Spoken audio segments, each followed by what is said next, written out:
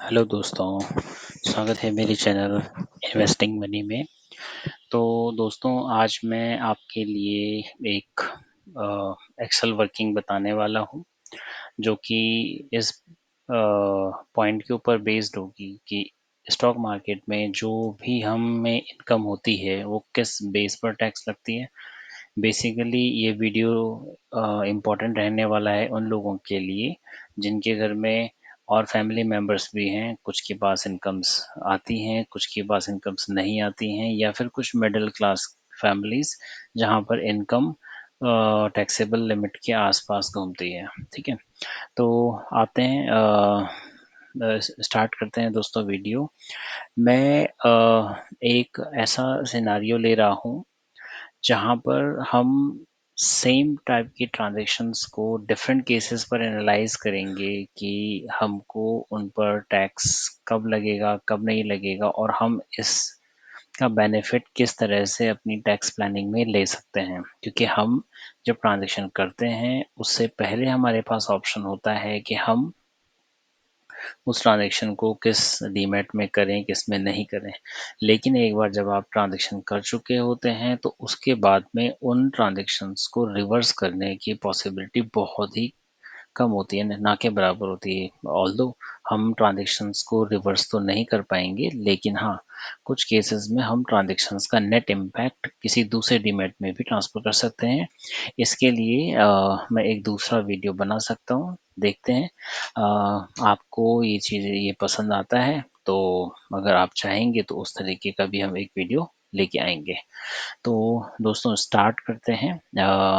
मैं एक ऐसे व्यक्ति का एग्जांपल ले रहा हूँ जो जिसके पास में और कोई भी इनकम नहीं है और उसके पास सारी इनकम इसी स्टॉक मार्केट से आने वाली है। तो सपोज हम फर्स्ट केस लेते हैं, केस वन।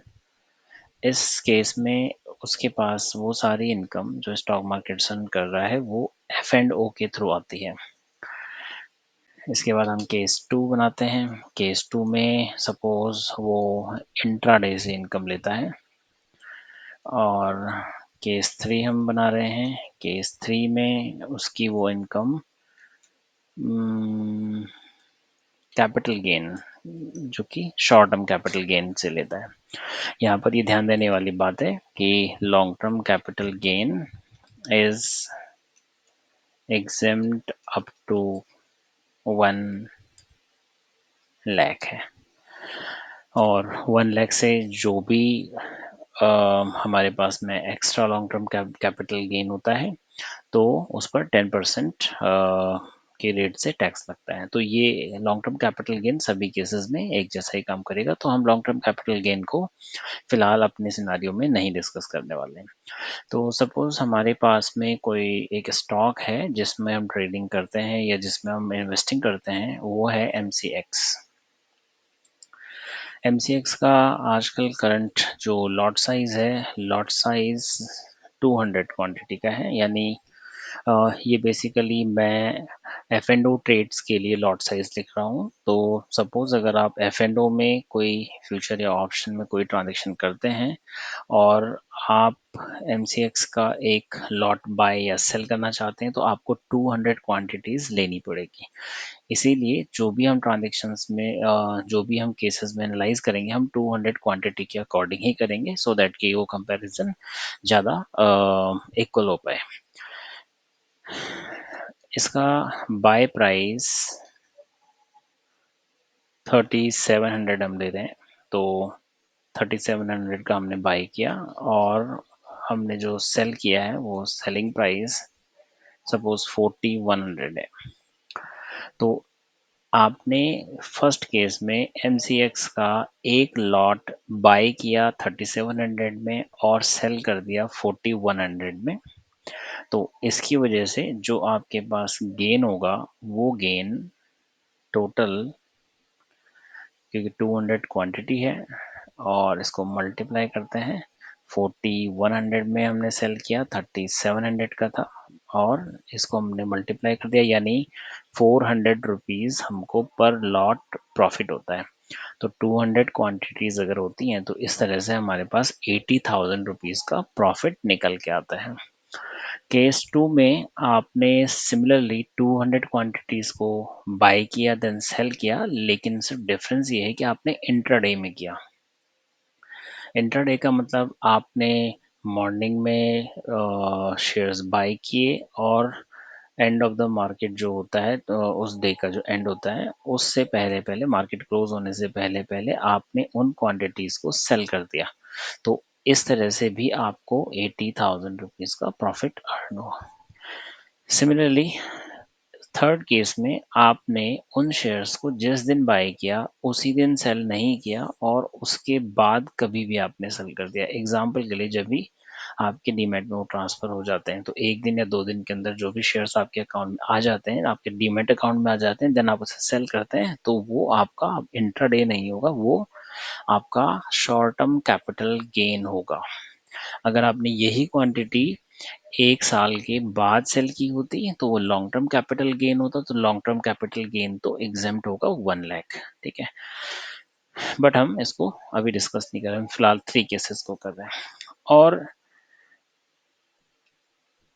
इसी तरह से हमने पूरे साल जो टोटल ट्रेड्स लिए, वो लिए 4। तो तीनों ही सिनेरियो में हमने 4 ट्रेड्स लिए हैं, तो इस तरीके से हमारे पास गेन आ जाता है 80,000 रुपीज़ 1 ट्रेड में हमें गेन हुआ और 4 के हिसाब से 33,20,000 का गेन होता है। तो यहाँ पर मैं ब्रोकरेज को इग्नोर कर रहा हूँ, ऑल्दो ब्रोकरेज भी होगी और ब्रोकरेज तीनों ही केसेस में डिफरेंट तरीके से होगी। क्योंकि एफ एंड ओ में लॉट के अकॉर्डिंग वो ब्रोकरेज लगता है, इंट्राडे में कहीं पर इंट्राडे कुछ ब्रोकर्स में एग्जेम्प्ट मतलब ब्रोकरेज ज़ीरो भी हो सकती है, बट हम यहाँ ब्रोकरेज को डिस्कस नहीं कर रहे हैं, तो ब्रोकरेज फिलहाल हमने अपना लगभग नेग्लिजिबल अज्यूम कर लिया है। तो सेकंड केस में भी आपको 3,20,000 का प्रॉफिट होगा, थर्ड केस में भी आपको 3,20,000 का प्रॉफिट होगा। अब इंटरेस्टिंग पॉइंट यहाँ पर ये है कि अगर आपने तीनों ही केसेस में सेम टाइप का आपने शेयर्स बाय सेल किया है, सेम प्राइस पर आपने बाय सेल किया है और उसका आपको प्रॉफिट भी सेम हुआ है, ठीक है? तो दोस्तों एक बात ध्यान रखना, यहाँ पर तीनों ही केसेस में मार्जिन अलग-अलग चाहिए होगा। जैसे आप एफ एंड ओ में करेंगे तो वहाँ पर आपको कुछ पूरे मार्जिन की ज़रूरत नहीं पड़ेगी, कुछ मार्जिन के बेस पे आप काम कर सकते हैं। इंट्राडे में भी सिमिलरली आपका ब्रोकर आपको कितना टाइम्स वो मार्जिन देता है उसके अकॉर्डिंग वो आप ले सकते हैं। और शॉर्ट टर्म कैपिटल गेन में आपको अपना फंड पूरा लगाना पड़ेगा, तो मार्जिन के रूल्स तीनों में अलग हैं। तो इस तरह से देखें तो इंट्राडे और एफ एंड ओ में आप कम कैपिटल से भी बड़े अमाउंट्स को ट्रेड कर सकते हैं, ठीक है? हाँ, ये ध्यान रखें कि ये आपके लिए रिस्की हो सकता है क्योंकि आप मार्जिन पर काम कर रहे होते हैं। शॉर्ट टर्म कैपिटल गेन के केस में फंड आपका है, तो आपके फंड के ऊपर आप काम कर रहे हैं, ठीक है? तो ये गेन होता है। तो इंटरेस्टिंग पॉइंट ये है कि अगर हम यहाँ पर टैक्स पेबल देखेंगे तो क्योंकि हमने पहले ही एज्यूम कर लिया है कि जिस पर्सन का हम ये केस ले रहे हैं उस पर्सन के पास में अदर इनकम कुछ भी नहीं है, कोई सैलरी इनकम नहीं है, कुछ भी नहीं है, ठीक है?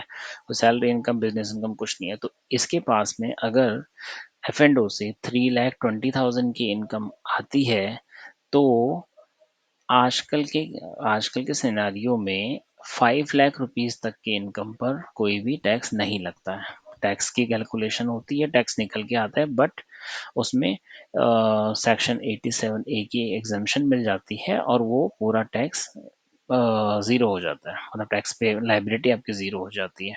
तो टैक्स पेबल केस 1 में आपके ऊपर निल बनेगा। सिमिलरली केस 2 है, तो यहाँ पर भी स्लैब्स के अकॉर्डिंग चलेगा। एफ एंड ओ और इंट्राडे दोनों ही केसेस में आप पर जो टैक्स के रूल लगेंगे एप्लीकेबिलिटी वो स्लैब रेट के अकॉर्डिंग होगी। तो केस 1 और केस 2 में दोनों ही केसेस में क्योंकि आपकी इनकम, आपका गेन आपकी टैक्सेबल लिमिट के नीचे-नीचे आ रहा है, तो इसलिए यहाँ पर भी आपको टैक्स ज़ीरो पे करना पड़ेगा। बट केस 3 की अगर हम बात करते हैं तो 3,20,000 का इनकम है, तो उस केस में आपको 3,20,000 का 15% आपको टैक्स पे करना पड़ेगा।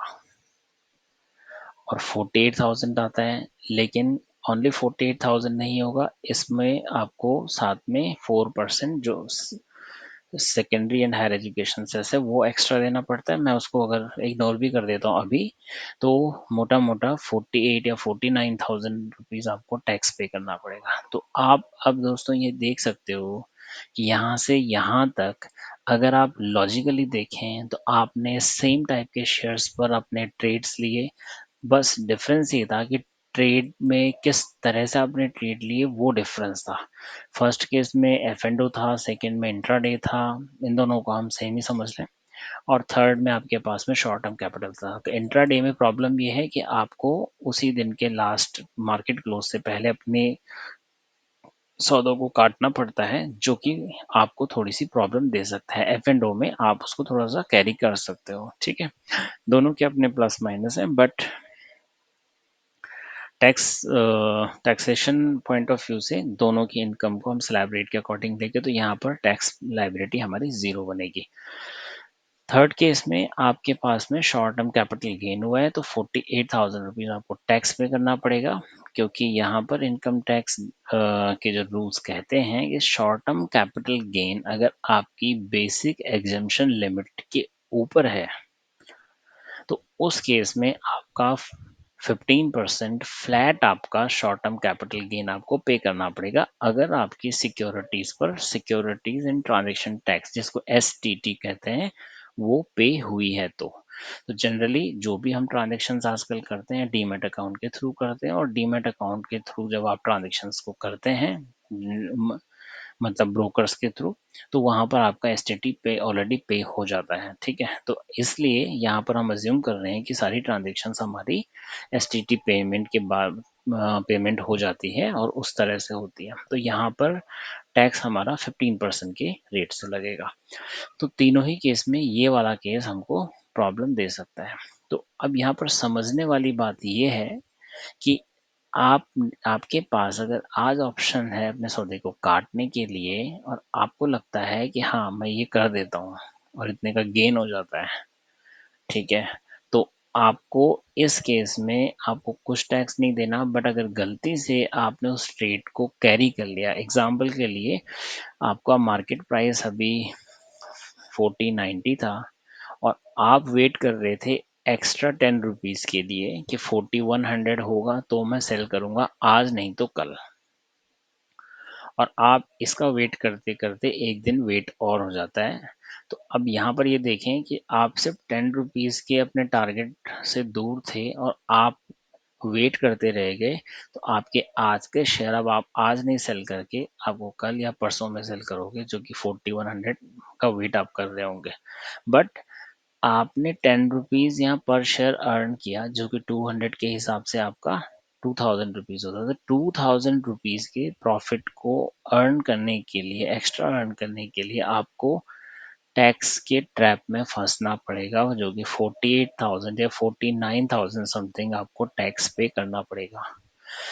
तो दोस्तों ये मैंने आपको सिनेरियो बताया जस्ट ये समझाने के लिए कि टैक्स के बारे में आपको ट्रेड्स लेने से पहले सोचना चाहिए, ना कि ट्रेड लेने के बाद। मैं जब भी किसी अपने क्लाइंट का या कभी किसी का केस देखता हूँ, तो वो जनरली 31 मार्च के बाद आते हैं और तब वो हमसे पूछते हैं कि मेरे पास में ये गेन है, ये है, और अब मैं इस टैक्स में कैसे मैं बचत कर सकता हूँ। तो उस टैक्स में आप कुछ नहीं कर सकते, ठीक है। इसलिए अगर आपको कोई टैक्स प्लानिंग करनी है तो अपने सौदों को लेने से पहले ये सोचना होगा कि मैं ऐसा किस तरीके से करूं जिससे कि मेरे को टैक्स ना देना पड़े, ठीक है। तो जैसे मैंने वीडियो के शुरुआत में आपको कहा था कि ये उनके लिए ज़्यादा काम का है जिनके पास में पहले से कुछ इनकम नहीं है, या फिर जिनके केस में फैमिली में कोई मेंबर ऐसे हैं जिनकी इनकम नहीं है या कम है। तो उनके लिए ये बेनिफिशियल ऐसा हो सकता है कि फॉर एग्ज़ाम्पल हमारे घर में कोई पर्सन ऐसा है जिसकी कोई इनकम नहीं है, हमारे मदर हो सकती है, फादर हो सकते हैं, ग्रैंडफ़ादर हो सकते हैं, ग्रैंडमदर हो सकती हैं, ठीक है? तो एक एक कोई भी एक पर्सन जो कि बिलो 60 ईयर है, उस केस में आपका जो एग्ज़म्पशन होता है, बेसिक एग्ज़म्पशन होता है, वो होता है 2,50,000। बेसिक एग्ज़म्पशन लिमिट हमारी 2,50,000 रुपीज़ होती है। तो ये होता है अगर किसी की एज अप टू 60 है, और अगर 60 और मोर है तो वो सीनियर सिटीजन है, तो उन केसेस में ये एग्जम्पशन लिमिट इंक्रीज होकर के 3 लाख हो जाती है। तो ये बेसिक एग्जम्पशन लिमिट हमें इसलिए ध्यान रखनी है कि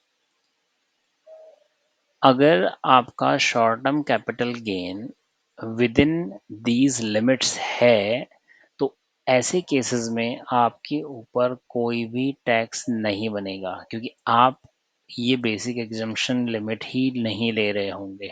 तो सपोज हमारे पास अगर 2,40,000 रुपीज़ का शॉर्ट टर्म कैपिटल गेन है, अदर इनकम हमारे पास कुछ भी नहीं है, तो ऐसे केसेस में आपको short term capital gain exempt हो जाएगा। सिमिलरली अगर सीनियर सिटीजन का केस है तो 3 लाख रुपीस तक का आपका short term capital gain exempt हो जाएगा। ठीक है। हाँ, कंडीशन है आपके पास कोई भी अदर इनकम नहीं होनी चाहिए। ठीक है। जो टैक्सेबल इनकम हो।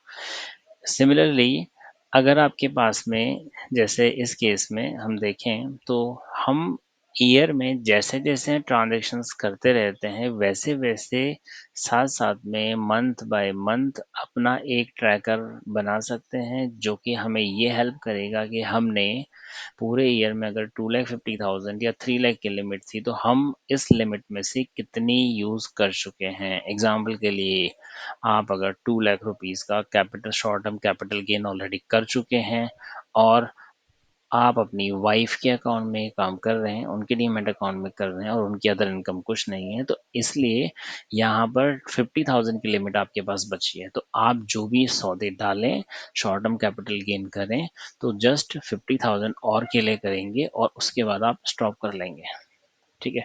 तो उसके बाद आप या तो किसी और के अकाउंट में कर सकते हैं, या फिर आप उन्हीं के अकाउंट में कर सकते हैं, लेकिन कैसी कुछ ऐसे शेयर्स में जो कि आप लॉन्ग टर्म तक होल्ड कर सकते हैं, और उनको इस ईयर सेल करने की बजाय नेक्स्ट फाइनेंशियल ईयर में सेल कर सकते हैं।